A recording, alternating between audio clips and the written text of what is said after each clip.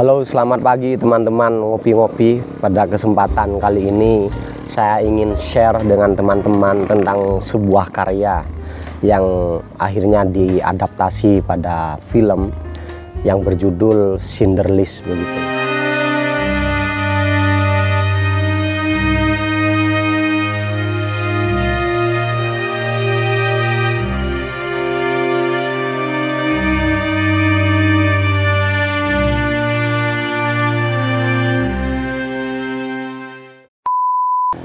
Schindler's adalah film yang bertemakan sebenarnya heroik dan sangat inspiratif teman-teman, tapi juga sangat mencekam begitu. Film Schindler's adalah film yang ditulis oleh Thomas Kennedy dan akhirnya diadaptasi kepada film oleh Steven Spielberg begitu teman-teman. Bercerita tentang perjuangan seorang tokoh yang sangat pemberani sekali yang bernama Oskar Schindler. Oskar Schindler sebelumnya adalah seorang pengusaha biasa yang dia punya banyak perusahaan dan mempekerjakan banyak orang, hingga akhirnya Oskar Schindler mengalami yang namanya Perang Dunia Kedua. Oskar Schindler adalah orang seperti halnya di negara-negara lain, seorang kaya. Dia akhirnya banyak bekerja sama dengan tentara atau pemerintahan pada saat itu, dan karena sudah umum diketahui bahwa pada Perang Dunia Kedua pembantaian kepada orang Yahudi itu sangat biadab begitu, akhirnya Oskar Schindler melihat begitu ya setiap harinya, meskipun sebenarnya jamak pada tahun-tahun itu bahwa orang Yahudi itu memang banyak yang dipekerjakan seperti halnya binatang teman-teman. Artinya orang Yahudi ini tidak diperlakukan seperti halnya manusia. Dia dipekerjakan dengan sangat keras, terus dibayar dengan sangat minim begitu. Banyak setting-setting dari film-film yang berkisar antara tahun 1917 sampai 1940-an itu memperlihatkan betapa perlakuan orang-orang terhadap orang Yahudi itu tidak berperi kemanusiaan. Sebenarnya Oskar Schindler adalah bagian dari pengusaha itu, orang yang punya karyawan orang-orang Yahudi yang murah gitu, buruh murah begitu dan lain sebagainya. Tapi akhirnya pintunya terketuk teman-teman. Dan yang menjadi sangat menarik dari film ini bagaimana seorang Oskar Schindler yang pada saat itu sudah kaya raya, dia tidak terancam sedikit pun dengan Nazi, akhirnya melihat kebiadaban yang dilakukan oleh tentara-tentara Nazi kepada kaum Yahudi, dia bisa akhirnya memutuskan untuk memilih menyelamatkan orang-orang Yahudi, sedangkan para pengusaha-pengusaha pada umumnya di sana adalah menyelamatkan aset-asetnya begitu, menyelamatkan aset-asetnya, membawa asetnya ke negara-negara yang masih terjamin begitu. Dan Oskar Schindler tidak melakukan itu. Dia memilih untuk menjual semua aset-asetnya, untuk membuat daftar sekitar 1.100 ya yang digambarkan di film itu, 1.100 nama yang ingin dia selamatkan. Dan itu Oskar Schindler tidak memilih nama-nama itu, dia memintanya kepada orang Yahudi dengan alibi kepada tentara Nazi dia akan mempekerjakan orang-orang yang ada di daftarnya Oskar Schindler ini.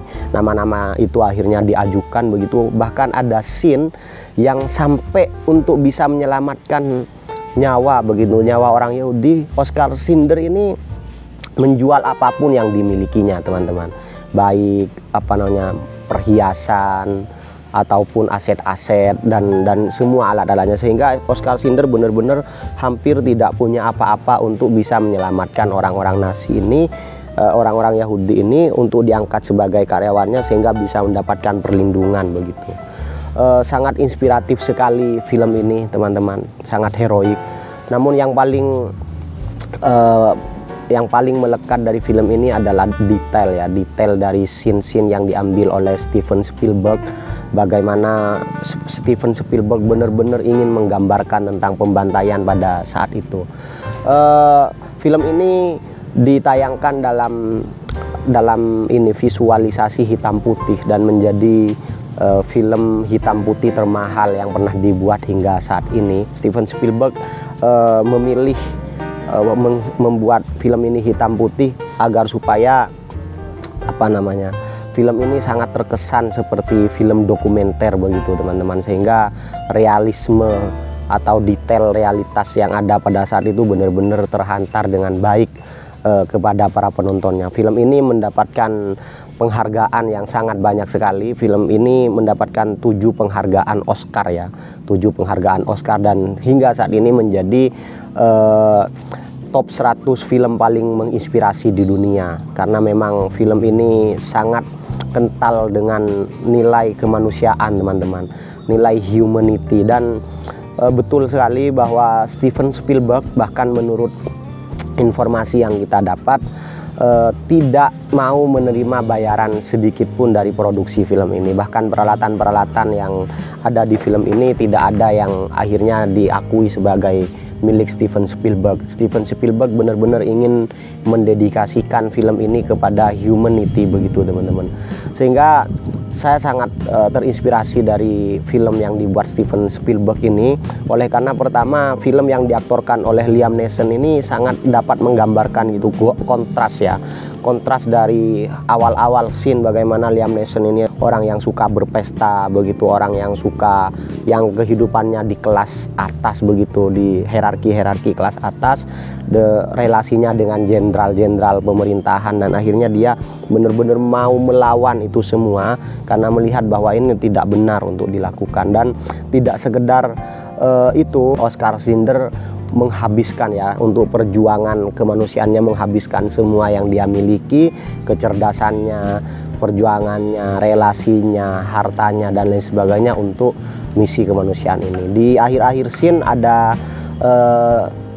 skenario yang sangat menyentuh sekali teman-teman, tentang di sana Oskar Schindler berpidato begitu. Setelah Nazi akhirnya mengakui kalah perang begitu, dia berbicara betapa menyesalnya Oskar Schindler karena sebenarnya dia masih punya cincin pada saat itu teman-teman, dan itu bisa, dan jam tangan yang sebenarnya itu berharga sekitar 10 nyawa manusia.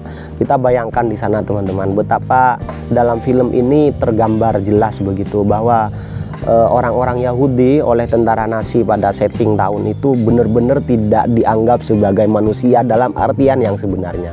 Artinya dia tidak dihargai sebagai manusia, tidak diakui sebagai manusia seperti halnya ras Arya pada saat itu, dan tidak diperlakukan seperti manusia. Di film itu banyak scene-scene yang mengerikan, bagaimana benar-benar bahkan pakaian pun tidak diberikan kepada orang Yahudi ya di dalam beberapa scene, dan banyak sekali membunuh orang Yahudi itu menjadi suatu kesenangan tersendiri. Banyak scene tentara Nazi itu yang tiba-tiba nembakin orang Yahudi, yang tiba-tiba membunuh orang Yahudi, yang tiba-tiba ya banyak sekali scene-scene yang mengerikan seperti itu. Sehingga sebenarnya kesan ketika kita menonton film Schindler's List ini adalah terinspirasi kepada si Schindler's List, tapi sekaligus tercekam gitu ya, mencekam. Kita mengalami kondisi yang mencekam dalam diri kita tentang perlawanan ya, karena ada dalam nurani kita perlawanan juga bahwa ini tidak benar untuk dilakukan begitu teman-teman.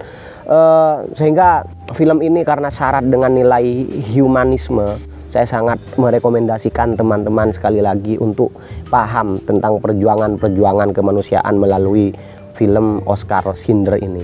Mungkin itu saja yang bisa kita share tentang film Schindler's List. Selebihnya teman-teman sangat perlu untuk nonton, untuk menikmati ini. Film ini berdurasi cukup panjang, hampir 3 jam atau tidak lebih sedikit ya.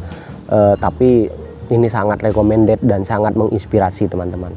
Oke, salam ngopi-ngopi.